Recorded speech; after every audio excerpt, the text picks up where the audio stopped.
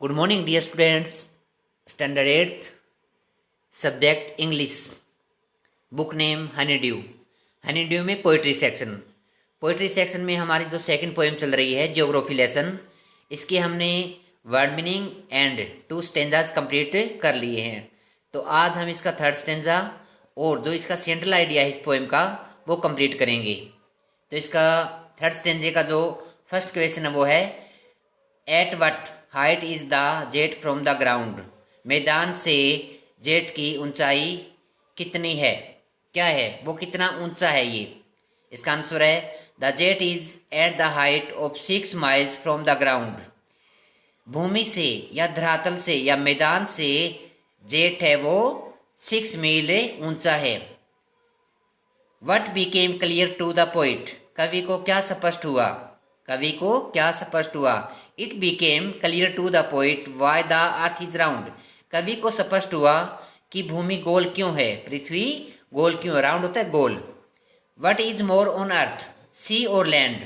What is more on earth, पृथ्वी पर अधिक क्या है, सी या लैंड। इसका आंसर है ऑन अर्थ, पृथ्वी पर सी इज मोर देन लैंड, भूमि की अपेक्षा जो समुद्र है वो अधिक है। आप सभी जानते हैं कि जो भूमि पर है वो समुद्र ज्यादा है और भूमि कम है। Who hate and kill one another, कौन एक दूसरे से घृणा करता है और एक दूसरे को मारता है, कौन, हु कौन। Man hate and kill one another, मनुष्य है वो एक दूसरे से नफरत करता है और एक दूसरे को मारता है। What is built across the cities, शहर के आर पार क्या बन गई है, शहर के आर पार क्या बन गई है, शहरों के, सिटीज।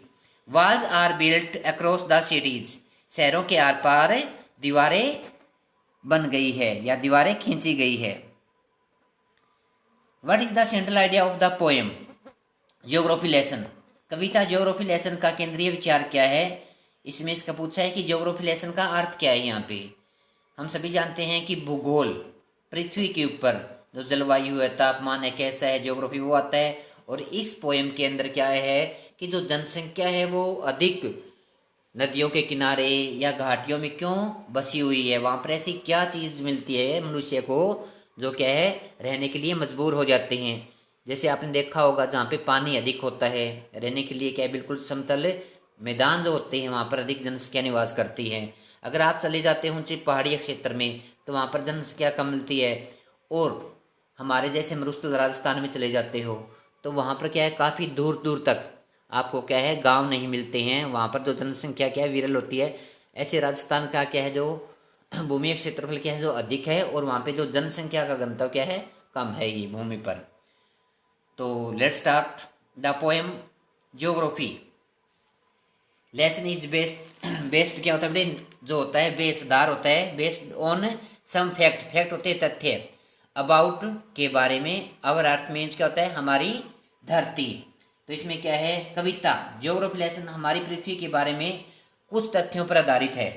जो ज्योग्राफी लेसन जो हमारी कविता है हमारी पृथ्वी के बारे में कुछ तथ्यों पर बेस है। बेस मीन्स क्या होता है उसके जो आधारित है, ये कुछ तथ्यों पर आधारित है।